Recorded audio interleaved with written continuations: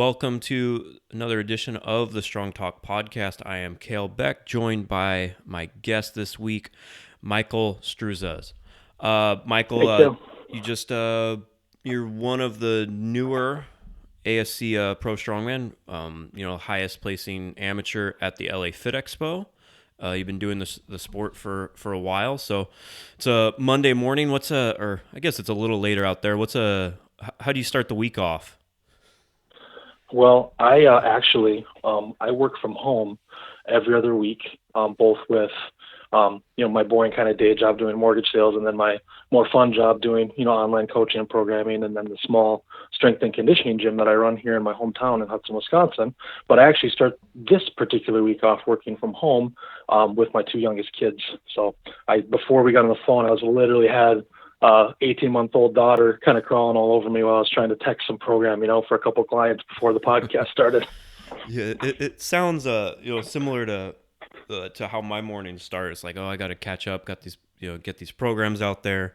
The only difference is the things I'm trying to put away are all my dogs before they don't bug me too much before I start talking to someone. But appreciate you coming on. I want to just you've been in the sport for a while, and something we talked about before. So I guess the first question is like, how did you actually find out about strongman? I was walking down a festival in St. Paul, Minnesota called Grand Old Day. It's a one-day festival on kind of a fun street in St. Paul, Minnesota, part of the Twin Cities here, Minneapolis and St. Paul. And I'd always been a fan of strongman, and I never realized you could do it locally. This was 2005 probably, and I saw Dave Osland, who I had recognized from TV, doing some demonstration silver doll deadlifts, in between events of these other competitors doing amateur, and I ended up finding out later it was a NAS Platinum Plus show to qualify for nationals. And I just went up to the promoter, who was Jeff Peterson. That's a name that some people might recognize. He's been out of the sport for a while now, but he was a lightweight pro back in the day. And then got connected with him, got connected with Dave Osland, started training with those guys here in Minneapolis, and started competing. Yeah, just happenstance, but you're obviously aware of strongman if you're watching it on TV, seeing Dave Osland, etc. So, you probably played some sports, lifted, gym rat, like kind of how we all were, and then you're like, it's such especially when someone who started in like the late 2000s, that's kind of how the story goes every time. It's like, I knew it, I just didn't know it was like a thing, like that. No, there was not at all. different levels. And no, I mean, the sport was so much smaller then, on a local level. And I remember just walking upon it, and I looked at my girlfriend, I said, "Are you kidding me? You can do this locally? Where do I sign up?" Yeah, and then and I really thought the only guys that could do it were world's strongest man. Like, I thought that was the sport. I thought that was the totality of the sport. Just these freaks of nature who, from all walks of life and all types of sports, who just convened to see who was the strongest. I mean, I didn't even know there was a system outside of that back then. Yeah, it's interesting because then if you look at it in hindsight, how could there not be some sort of system? Like, was there just a casting couch where there's like one guy running around finding every the 12 biggest guys he can in the world? Yeah, I guess that's kind of how the first couple were done, but that's not going to be sustainable for that long. But yeah, it's funny when you look back on it. It's like, of course, there's going to be some sort of qualification like every other sport where you kind of transcend up the level. But that's sure. It's actually, we say it's different, but I think it's also that we're more inside of it. That's largely the general opinion these days still. That they don't know that pretty much anyone can do it across different weight classes and all that. So. Yep. Slowly, but I think more people that are aware of the sport think that it's still like that than not. Still. Well, I have interesting conversations with both companies that I've approached about sponsorship, because I really do. I think of the professional side of doing the sport as a business, being a business person, being an entrepreneur, being a little bit older and more experienced. Like, as soon as I did, win my pro status, instead of just thinking of it as a card to be able to do a couple more contests, I realized it was more of a business item and more of something I could use as momentum to approach people and actually grow the business side of things. But when I approach these companies, I like to explain strongman as kind of like a blue collar, grassroots type sport, similar, to some of the other type of sports that are growing in popularity, like your Spartan races. And as much as people hate to hear it said, CrossFit, you unfortunately give them their due, no matter what you may think of it, as far as like a sport that's really, really growing. And I explain strength athletes, especially in strongman, is kind of your everyday athletes, your blue collar athletes that are doing these amazing things, but doing it while they have 9-to-5 jobs, while they're raising kids, while they have all these commitments. And that speaks to sponsors, and it speaks to the end user consumers of products, and makes them realize that things are more attainable. Because when companies only sponsor NFL and MLB and NBA athletes, it's easy for your everyday person to make an excuse and say, oh, I could never do that. They get paid millions of dollars. They've got trainers and coaches and nutritionists. They're getting paid to work out. When companies are willing to take a chance on like a strongman athlete or someone at this level of more of a kind of a hobby type sport, I think that can be really appealing to the end user, consumer of a product, and say, hey, that's just a regular dude working his butt off, in the gym a couple hours a day. Well, he's got to balance being a dad and, running a business or having a 9-to-5 sales job. Yeah. And it makes them say, hey, I should get off my couch, go do that 5K, go do that Spartan race, go do a powerlifting meet, or heck, even try a strongman contest.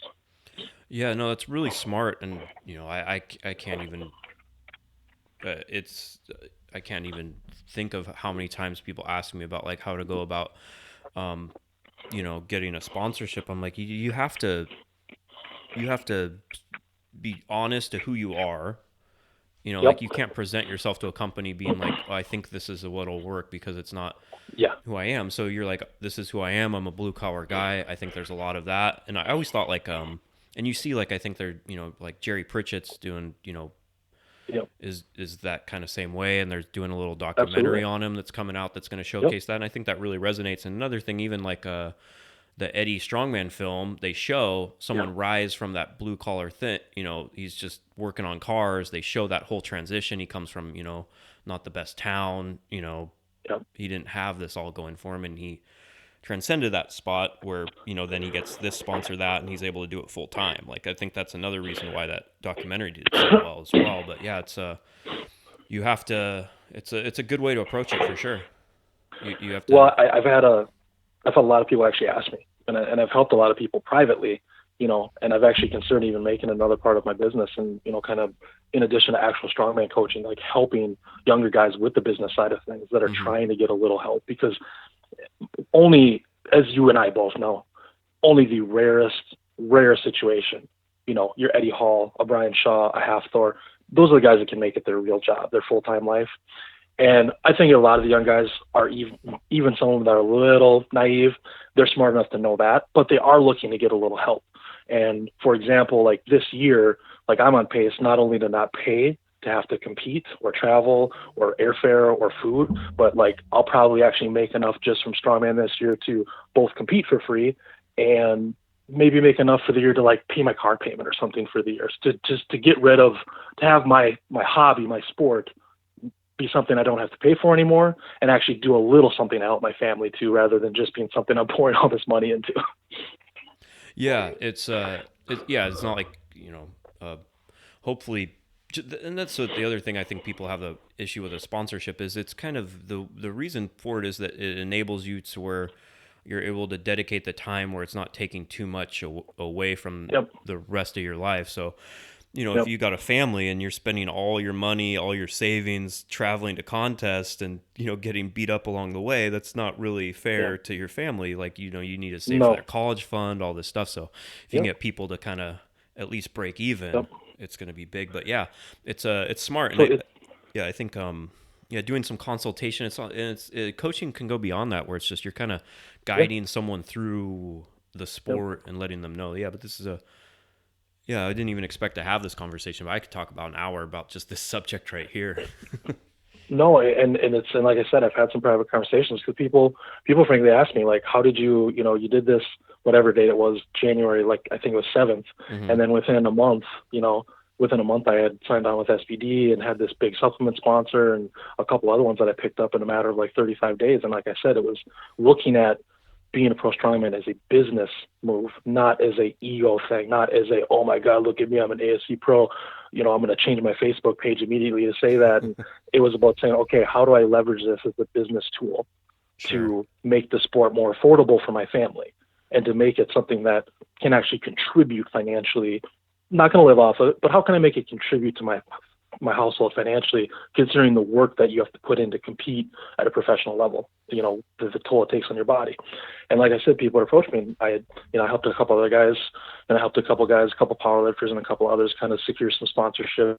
And it's like you said, it's a two-part thing, looking at it as a business and realizing that you're just trying to get some help to support your hobby. And then B, going back to what you said, learning how to approach these companies in an honest, earnest way, like, hey, this is who I am. This is why I think it's a good fit, and just being true to yourself, and you'd be amazed what happens if you do that.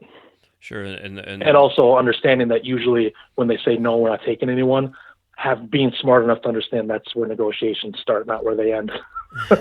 Yeah, that is a good point. I've had many conversations with companies where even there's a lot of instances where just saying hi to the right person at one point, when then it comes up later on after you accomplish something and you're seeking out, or they're looking for someone, just because you've shook that person's hand in person one time, when there was 30 other guys competing, you went up to that guy, said, hey, I'm competing in this, and then they see you at the next one, that you're already building that little rapport. But absolutely, yeah. It's a long game. It's a long play for a lot of times. It really is. Yeah, just like the sport itself, though. And I mean, it's funny because that mirrors the same kind of story I tell people about, like, how I got started and how I laugh. Like, even though I took a really, really, really long break, kind of a joke that I have with a lot of people. So I'm like, well, did my first strongman contest at 25, almost 10 years later, finally got my pro card. Hey man, they say it takes about 10 years to get good at everything, and for me, it's refreshing to talk to someone who that has been the case, because a lot of these I interview some people and they're like, I went to this contest and I placed first, then I placed first, then I'm at nationals and I placed first. I'm like, who? I can't relate to you. like I know, it's amazing to hear, but it's I think that's a lot less relatable than the just putting your nose to the grind and not giving up on something over a decade. Well, and I will say, the thing that was so bittersweet for me too is that I always wanted to win it. Going against, the reason I've always liked to do LA since I came back is because every year it's been a chance to compete against World's Strongest Man finalists every year the last 3 years. And then before, when it was pretty much just a pro contest before they let amateurs into it prior to 2014. Even since they opened it up as a pro-am, every year there's been at least 2 World's Strongest Man competitors and at least 1 World's Strongest Man finalist. And what was bittersweet for me is I came back to the sport in 2000, and I meant to come back in 2013, but I got hurt, so I had to wait and come back to compete in 2014. And of course, I hadn't talked to Dave in a few years, and he welcomed me right back in like a brother, like I'd never been gone. He and I are about the same age, and we have same age kids, so he gets it. He knows, he understands the commitment to family that you have to take, to take time away from the sport sometimes. But we were getting ready, and I'd done a couple competitions. I'd won a couple decent shows, kind of local, regional level, just getting in my field, for everything back. And we're training, and we're deadlifting actually at the University of Minnesota hockey strength and conditioning weight room, because we know the coach there really well. And we're heading to deadlift day, and he's like, "Oh, did you sign up for LA yet?" And I'm like, "What the hell are you talking about?" And he's like, "Well, we're training for LA. We're going to start our 10, 12 weeks training for LA." I'm like, "Dave," I have 2 contests back in. I was like, "I'm barely strong again yet." He's like, "Well," I'm like, "I was thinking maybe I'll do it next year." He's like, "There's no next year." He goes, "What if you get hurt?" He goes, "What if you get hurt in 3 weeks? You never can compete again." He's like, "The only way," and he reminded me, he's like, "the only way that you're going to get back into the sport at your age and get back quickly is if you do these shows, if you pick shows that scare you a little, that the competition and the weights are heavy enough to make you a little nervous." And he's like, "And and I know that you're going to be stronger in 12 weeks from now training for this show than you're going to be in 12 months if you don't train for these shows." So I was like, "God damn it, you're right." I signed up. I went, got 7th out of like 20. I beat Paul Pujol, who was a World's Strongest Man competitor, and I beat a couple World's Strongest Man guys, Giants Live guys at a couple events, and surprised myself. And then, like I said, I came back the next year and did about the same. Didn't have a great year, and then I came back this year, and it was a really bittersweet day because to get the points I needed after such a bad start on the first event, I totally shit the bed on the first event, and to make up the points in day two to get into the spot I needed for the pro win, I had to beat both Josh Thigpen and Dave, my mentor. I had to outscore him on at least two events. I mean, at least I had to outscore both of them on one event and at least one of the other ones on one event to have the points I needed to stay ahead of my training partner, Ulyss, for the spot. Awesome. So it was kind of a really cool, bittersweet moment that the points I scored in the press medley to stay ahead of Josh and Dave, my mentor, was the points I needed to win. It was a very surreal, cool moment for me. Yeah. Well, to earn it, beating World's Strongest Man guys out on points, to go pro that way, just felt it was a really special way for it to happen for me. Yeah. With those guys and under those circumstances. Not just a World's Strongest Man guy. We're talking Dave Oslin's he's made the podium, I think, and multi-time finalist. So yep, 5-time finalist, 1-time podium. Yep.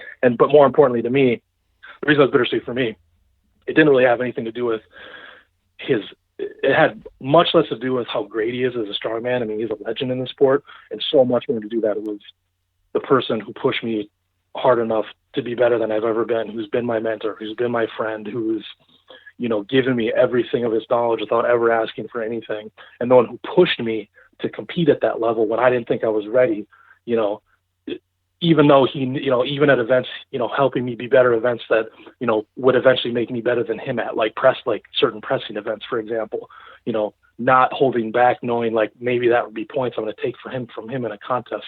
Like that's the kind of mentor that he is. So that's why it was so special. Yeah, totally. Yeah, that's awesome. That's kind of what it's all about. I think this could be a whole other tangent we get off on, but is there anyone in the whole world of strongman that knows more about the sport than Dave Oslin? I don't think so. Like the history, each event, like. I'm biased. I may be biased, but I have been told several times. And I think so. I've been told by several times by other World's Strongest Man athletes, both old and young, and even Kaz himself several times, that there might not be a more knowledgeable person in the sport, just hands down. And if people, unfortunately, he does well unfortunately, he does well enough for himself in his business life that he doesn't need to coach and do strongman coaching as a business. But man, if you ever get the chance, and he's very welcoming, message him on Instagram. I just want to tell people, if they're ever in the area, he's very open to letting people come train, at his home, in his garage gym, and you are an absolute fool not to if you get the chance to train with him. Yeah, absolutely. Yeah, I think just knowing about just the history of the sport and what event happened here and who placed there, just like that kind of that like Rain Man kind of ability to remember little things. I've heard it's just legendary. So, it is. It's pretty funny. I mean, he'll tell the stories in detail that just shock you. Sounds like we need to get Dave. Funny ones. Sounds like we need to get Dave on the podcast. You do. Just like a history of strongman. Sure. You just have him break down a contest. Just be like, tell me about the heats of 2007 Worlds, and he'll be like, let me tell you how it was. He'll remember the dew point and everything. He'll do it'll be like I don't know if you listen anyone who listens to podcasts like Dan Carlin's Hardcore History, where he talks about like a certain war for like 5 hours. That's kind of what I'm imagining, and just like in great detail. So yeah. The only thing you miss though is you'll miss his body language and facial expressions, which could be the best part of the stories. He tells this story about Marius, being there in the practice area. I think it was maybe in the Worlds that was in China, or maybe the one before that. And they had these first time they had these weird, strange, giant drums, like those weird oil drums. I don't think anybody ever had their hands on them. And so he and the other guys, they had found things to practice on and training and whatever, and Marius had never touched anything like it. And he said that they went to breakfast. After breakfast, Marius could barely pick up this oil drum. It was falling on his arms. He was getting pissed, dropping it. And he said they all went to do something. I don't know if they went all for a tour somewhere or they went to lunch. He tells the story way better, obviously. But when they get back, hours later, here's Marius still in the practice area, and now he's picking the thing up and sprinting like 100-yard dash with the damn thing.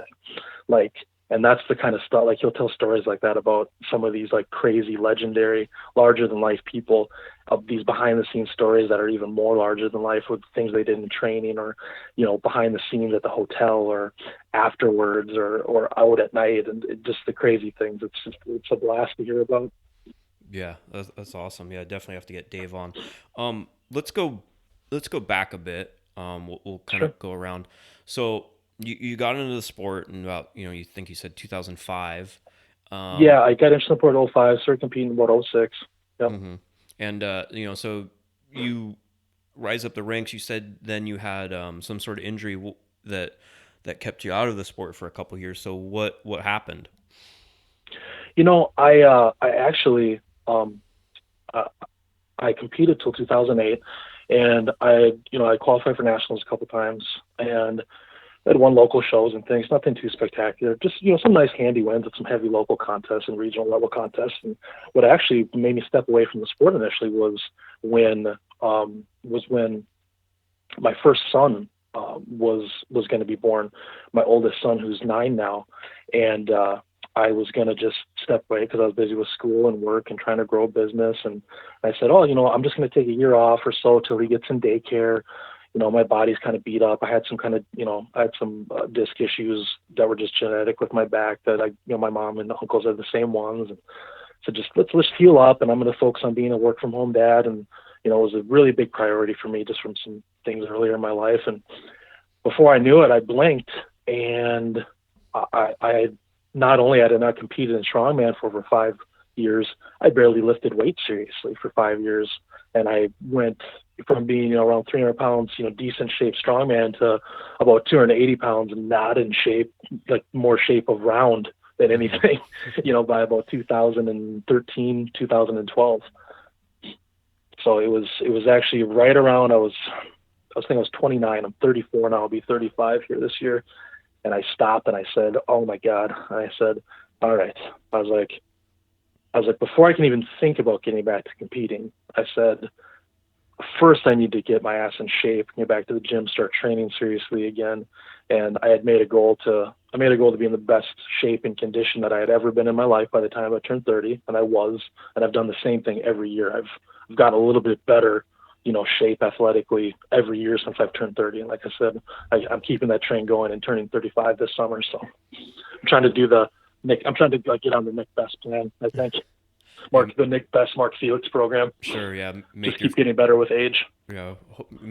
Hopefully make your first worlds before 40 or so. Like, I think. Yeah, that's kind of the goal. Make it like 38, 39. That's my goal. So. Yeah. And I kept trying to come back, like I said, for a couple of years, and I just had some brutal back and shoulder injuries from making some mistakes in training and a little bit of bad luck, like everybody's got, but finally made it back and started competing the summer of 2014 again. Awesome. So, yeah, and like you said, you have a couple injuries here or there. Then, you go to the LA Fit Expo 3 years in a row. You're getting in better shape overall. So, what do you think? Let's go into the contest where you how that went, kind of break it down. But what was different this year compared to the previous years? Did you change anything in your training, or just more consistent, just building on the last year? No, I did. I changed a lot. Between last year and this year, I changed things up dramatically. The first year I went back, I just wasn't at a level yet. I hadn't been back training long enough and, competing long enough to be at a level to do, as well as I wanted. But I did that first year back in 14. I trained with Dave. Dave and I trained together, probably 3 or 4 days a week for the whole contest training cycle. So, I was the best prepared I could have been. And I did about the best I could have expected to do for the shape and strength level I was at. So I was actually really pleased with that year, just finishing in the middle of the pack and, doing well in a couple of events. But then the next year, Dave was hurt for what would technically be the 2016, because it's always at the start of the new year, as you know. So like I said, the 15 I did as well as I could expect it. I was probably 6 months back to the sport, just getting strong again, etc. But the next year, so the one that took place January 2016, Dave was hurt and he wasn't doing it, and I was training on my own. And without getting into the details, it was a very, very trying personal time. Had some issues going on at home. One of my kids had a broken leg from an accident with a nanny. My other son was, it wasn't a big deal, but he had a surgery for, his adenoids, and that's really scary for a little kid. And I wasn't sleeping, and a very high level of stress with one of my businesses, and just your real life stuff that we all have to cope with. Yep. And it honestly, it just kind of, it kind of was winning. It was winning. The stress was winning, and I was just trying to train, in spite of it, and as a lot of guys do. And I mean, I was, at my age, I should know better, but it's like I was using the gym to train heavier than I should, more often than I should, to try to kind of be that therapy, using the iron as therapy, like they say. And I just beat myself to the ground. I mean, I absolutely beat myself into the ground, and I went into that LA just beat up, brittle, broken, sore, and just not peaked at all, and just didn't have a good contest. Yeah, So, I think we've all had a training cycle like that where it's just yep, everything else is a mess, yep, and it and really kind of like people ask about overtraining, and so like when you're training, that's a stress you're putting on your body, and they don't realize that like your work stress, your home stress, that doesn't like stay, that's not a different stress, like no, that combines with yes. as overall training and what your body can absorb. So Your there's body cannot distinguish. It no. is the exact same biochemically to your body. Your home and work stress is the same physiologically, from a chemical basis, that hormone basis is the exact same. So, Yeah. but then this year, everything, it was kind of a 180, everything was good, and everything was really positive. And I was training kind of half with Dave and half with my crew at my gym here. And I train smart. I really use a lot of auto regulation in my training to a high degree. I listen to my body.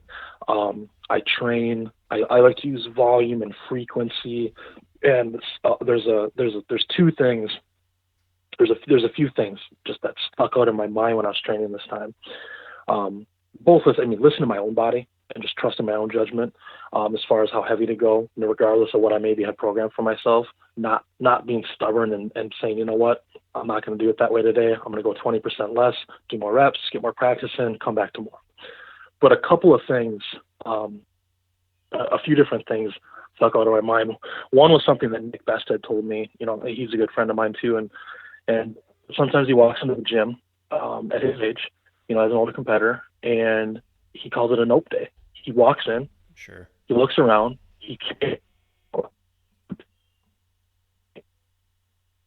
Yeah, sometimes it's just not your day. and his body, he knows it, and he says nope, and he turns around and he walks out the door.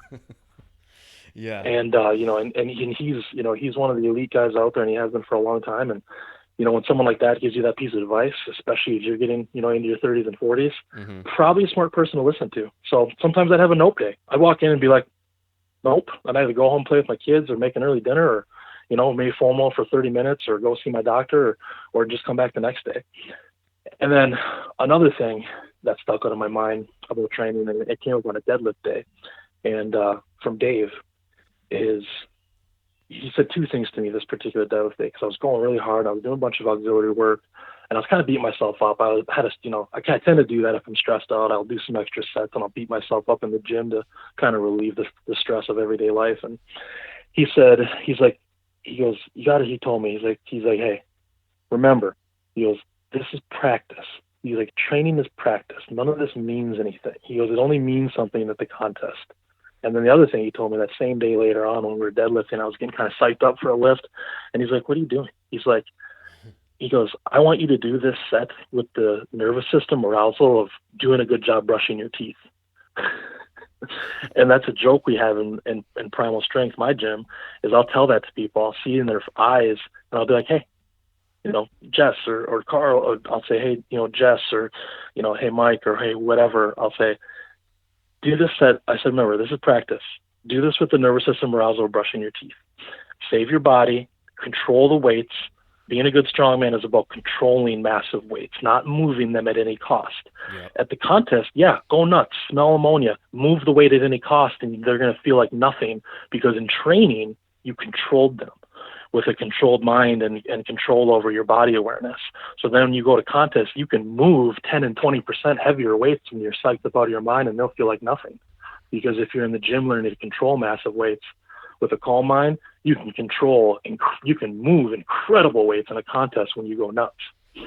Yeah, absolutely. And it's not just by putting yourself into such like having to, in training, putting yourself in such an arousal state, again, that's stress, and your body Yes. doesn't understand. So it takes more. So No. it helps you get that lift that day and the next day. But then what Yep. happens a week from there, then you start you don't have as much, Yep. you're kind of emptying the tank every time. But it's amazing Yeah. how many, doing these podcasts and talking to so many different successful people, and even if they have different approaches, the similarities is what I try to look for on what you learned. And of course, we've all learned the hard way. When you're 22 and you just want to go in there and kill weights and prove a point, or even at 32, you still have that same kind of mindset if you want to do this at this level. But yeah, just training in that calm, relaxed state, and the practice, that was a huge thing that I learned.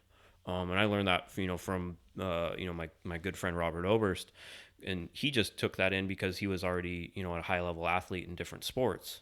So he's like, Yep. yeah, he treated the contest like a game, like it was a game, Yep. and you prepare for Yep. game day. Where if you're like me, more like a gym rat, you don't Yep. really differentiate the two.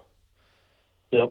And, and and I used to get, and I love that, and the concept is totally correct. And there was a time when I was a gym rat when it's like I just loved a PR, and I loved hitting a big weight, Yep. and I loved doing it, getting psyched up. Like, it's a high. You get a rush, the adrenaline, the norepinephrine, the dopamine, all of it. It gives you a high. It really does. But as I've gotten smarter and wiser and older, I get way more thrilled when I hit a PR, and and I look like I hit a PR, but my face and my body language does it, where I look like I'm basically doing a Zen meditation.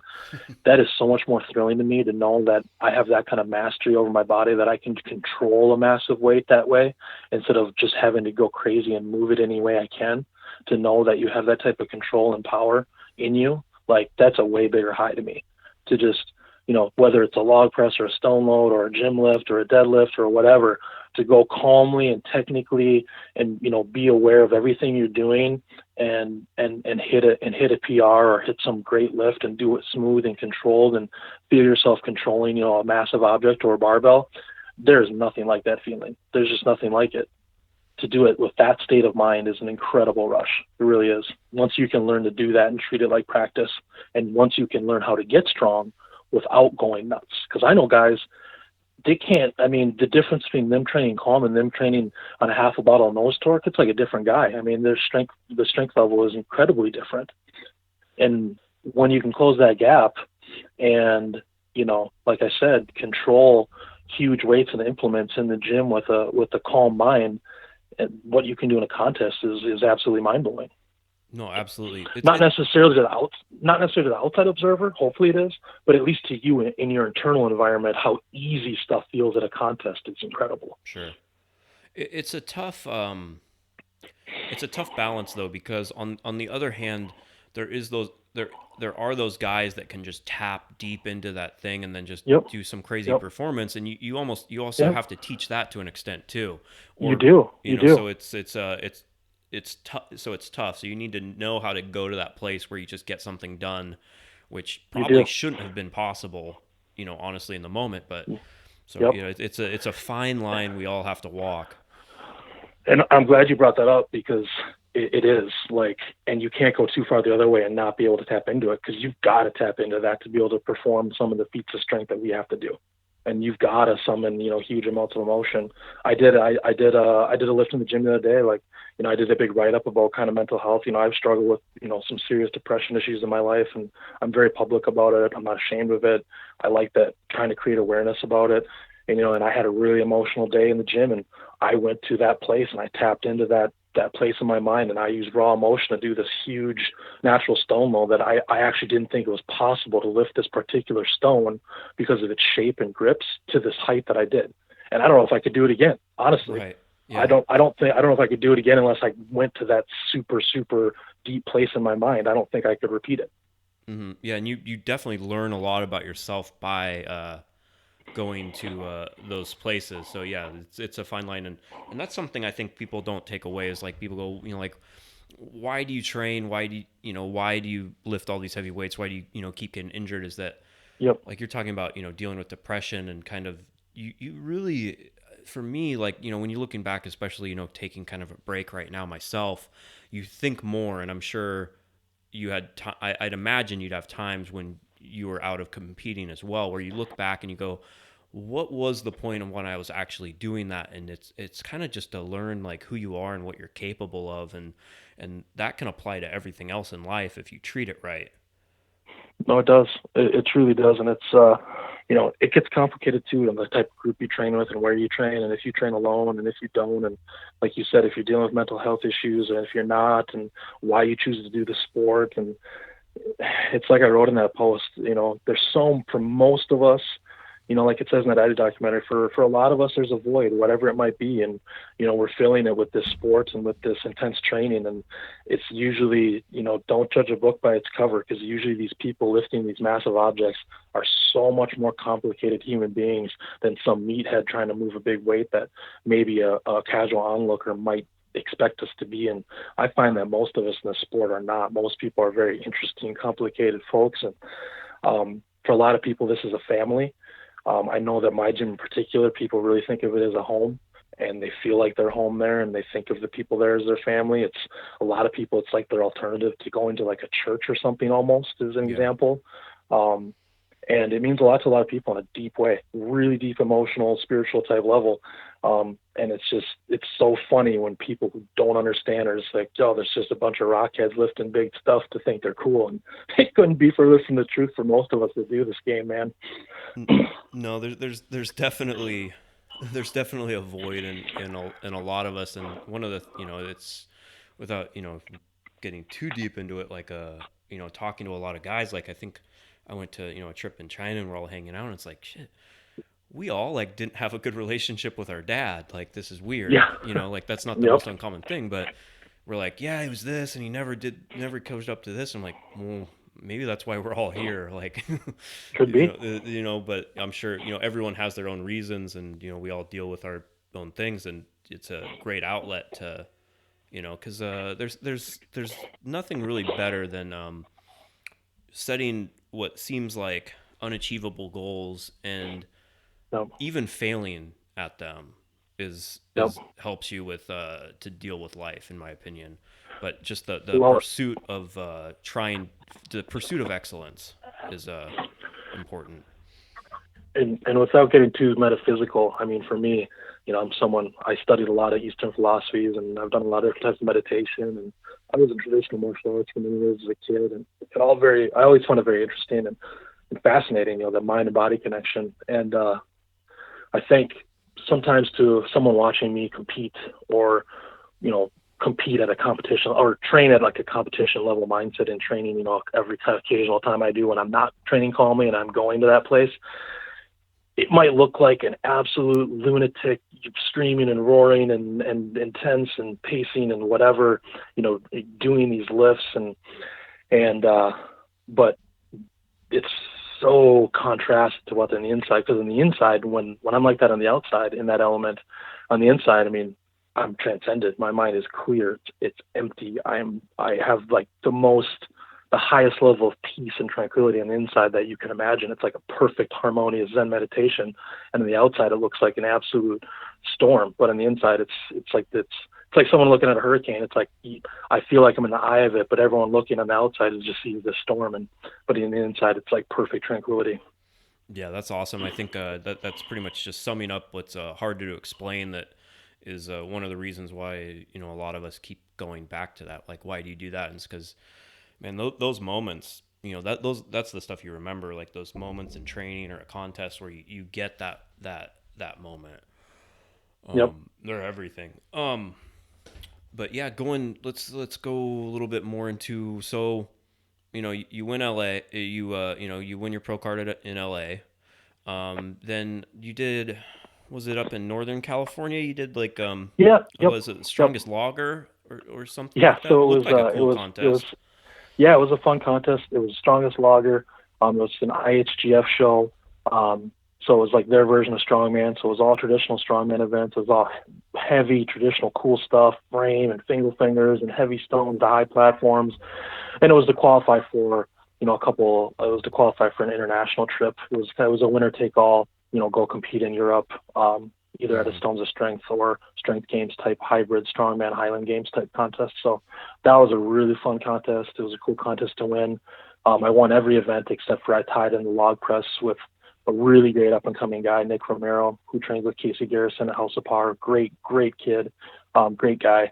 My shoulder's a little beat up, and I did an easy 340, and then I had nothing left in the tank, and then he hit a lifetime PR 340 to tie me, and I was, like I said, I told him I was honored. I could push him to hit a number he's been chasing for a long time. For So, sure. because that was about 20, 30, 40 pounds under my max at the time. So, Yeah, no, that's great. Yes, yeah. So that's going to open up some opportunities for you. You go get to compete yep. internationally, and that's fun. And that's something like I feel like yeah. You say you're approaching it like a business. Is when I look at like the strongman landscape, and especially when people go pro, it seems like a lot of them then don't know what to do. They go, well, where's a contest? You have to kind of know.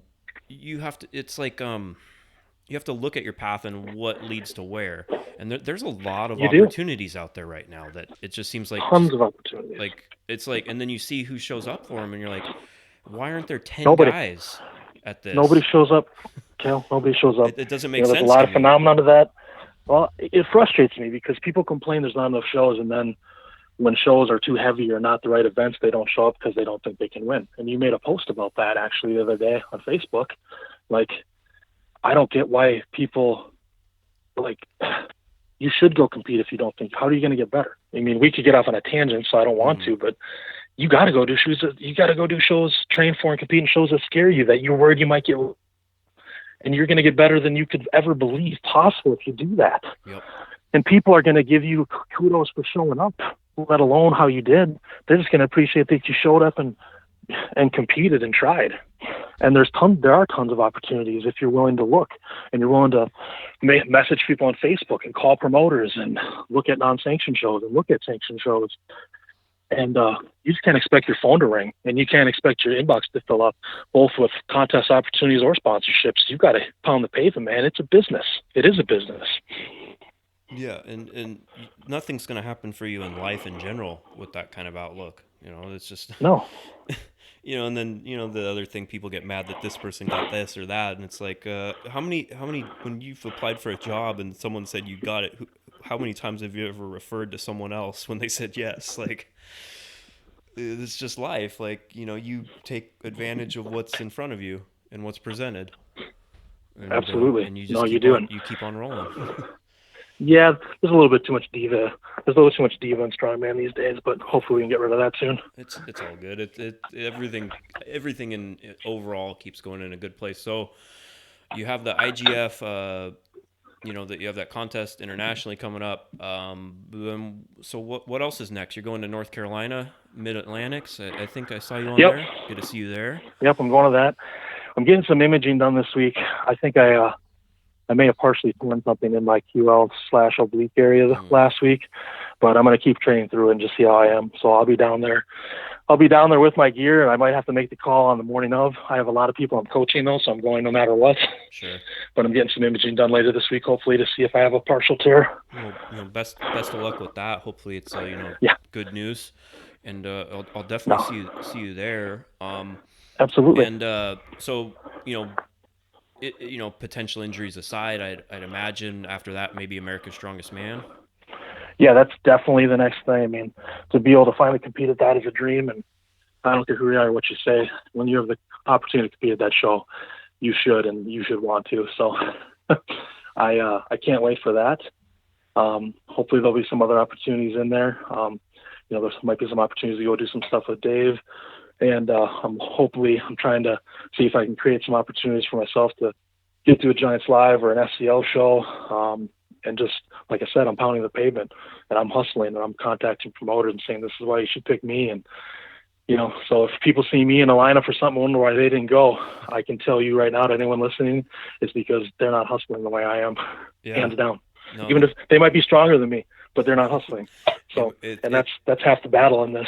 well, you look at it like, that's the talk in MMA all the time is, like with the Conor McGregor, et cetera, is like, and I like, one quote he said is they said, why do you put so much attention on media? He said it's one of the mixed martial arts. I do my boxing, I Yeah, do my jujitsu, I do my wrestling, I do my media, and that's how he treats it. exactly, So, exactly. people might not want to hear that, but I think it's a important thing. If you're aspiring, and getting to that level. So you say you have your gym, you're doing online coaching, you have all your sponsors. So how can people get a hold of you for coaching? I know you talked about auto regulation with yourself. So Yep. if And I people want use to a do lot of that. it in my coaching too. I think I'm probably I'm not going to say the only, but I have a feeling I'm one of the only, if not the only coach in strongman who programs on a daily or semi-daily basis for his clients and actually uses auto regulation with strongman programming. That's kind of I how I don't do write it as out well. templates. I don't write out a month at a time. I don't write out 12 weeks at a time. Yeah. Um, and so I think that's a huge thing and a benefit. I also went to school at the University of Minnesota for nutrition science, Okay. so I do add a pretty, a reasonably educated opinion. I'm not the smartest person in the world when it comes to it, but I think I know a couple things regarding performance nutrition. And I mostly just have people contact me through it's easiest just to manage everything through the athlete page. So I've got my Facebook athlete page. It's just, Michael the Norseman, Stroozas on Facebook. And I really do stuff through there on Messenger. And then if I need to connect with people via email or phone, I can from there. So, but that's the best starting point for me because I'm managing content and posting, looking at videos and answering messages there constantly. So. Sure. Yeah, definitely. Yeah, I find it's funny when people talk about like all these like old programs that are, that they then follow that were written years ago, is that they don't realize that was someone in a training room writing the program like day by day. Then this is what it ended up being a lot of the time. You Absolutely. know what I mean? Because it is a day by day thing, and it's smart with strongman. Like, it doesn't happen in a vacuum. You have some progressions and just simple knowing sports science how things should work, but that's not how everything always works in real life. So I think it's a smart way to go about it. And yeah, if, hit Michael up on Facebook if you want some coaching, and you have your gym and your sponsors. Let everyone know if you got them to support you. So who are your Yeah, no, sponsors? And my biggest thanks have to go to my main three. I've got a couple auxiliary ones. I've got a new one coming on board. It's a beard company, Husky Heathen. They're going to be making a Norseman beard oil blend, so that's going to be nice. fun. I've got a small company I can't announce it that's coming online soon. I've got the Wire Away straps. Lenny over there is a great guy. Those are the Yep. best straps. I know people in Strongman love them. People that follow me get 15% off with code Norseman. Nice. I have to give a shout out to Dave Austin's company, Extreme Formulations. The protein is incredible. It's all Wisconsin dairy. The flavors are amazing. That's Extreme Formulations. That's XF Muscle. Same thing. If you use Norse 15 or Norseman 15, you get 15% off with that one. And then I really, really want to thank Dr. Luke Mahler of the Movement Company. He's a small company here in the Twin Cities, but he's a good friend of mine, and he was one of the first people to take care of me and start treating me, doing body work and chiropractic work on me for free as often as I want. I mean, the amount of money that saves me alone is the monetary value. That's unbelievable, Yeah, and it's meant the world to invaluable. me to help keep me healthy. And then my main two, kind of bigger tier sponsors are, Norse Power Supplements here. They kind of made me the face of their brand and gave me a big platform to kind of create this fun Norseman character that people like to enjoy, seeing me do silly, crazy stuff outside in the winter with no shirt on, and being out in the ice and wind, and people kind of think that's fun, and it's really been a blast. And then Brian Barrett with SBD. The things that they're doing for us in strength athletics and the kind of sponsorships they're giving us with equipment and monetary help to travel and do shows and even create opportunities for us to meet other people and athletes. I mean, they're bending over backwards to help strength sports, and I really hope people understand that and see what they're doing, because a lot of it is stuff that goes unseen. And I could not, without SBD and Norse Power, there's no way that I could be affording to do the amount of contests I want to do, the travel, and all the expenses, and not have it wear on my family. So those two companies have helped me out a lot financially, and they don't really ask for that much in return, which is kind of crazy. So they just kind of ask for your loyalty and a few hashtags. So it's quite a special thing. Yeah, no, this definitely, Brian's a good guy. He's another one of those that gets mentioned pretty much every week on this podcast, and it's for good reason. Um, yeah, so awesome. And if people want to follow you on social media, follow your train, see what's coming up next. You have your gym, you have Yep. website, So social I've got media. I've got the gym page. Everything I do through social media for makes it easier. So I've got the gym is just Primal Strength. It's a green. You'll know it when you find it. It's a big green lion logo. It's in Hudson, Wisconsin. Got a Facebook page there. Got the Norseman, Michael Stroozas, the Norseman, pops up right away when you type that into Facebook. That's my athlete page. And then on Instagram, it's the Norseman Stroozas. Again, you find it right away when you start typing it in. So those are my main platforms I use right now, and I appreciate all the follows. And I try to post some valuable stuff, and I try to post a lot of fun stuff too, to keep it light and not just try to brag about myself lifting big things, because I think that's what we all get caught up doing. So I try to make it fun and informative sometimes. Awesome, man. Really appreciate you coming on. I know you're busy. Don't want to take up too much of your time, but this was fun. Good. I, I'm glad I enjoy coming back sometimes. So yeah, we'll definitely do that, and maybe talk a little bit in North Carolina and Charlotte perfect. as well. That's coming up. I'll be out there, and that looks to be one of the big shows of the year. So far it's just shaping up to be an awesome one. Mid Atlantic Strongman Challenge, April 22nd, I think. So I'll see No, you it's gonna be a there. blast, man. I'll see you out there. Yeah, and if anyone, and appreciate everyone listening, you can follow myself at Let Kale Lift and at Starting Strongman, of course, startingstrongman.com, and store.startingstrongman.com, where we carry a lot of those same products that sponsor Michael. So it's all one big happy family like that. So appreciate you coming on, and we'll talk soon.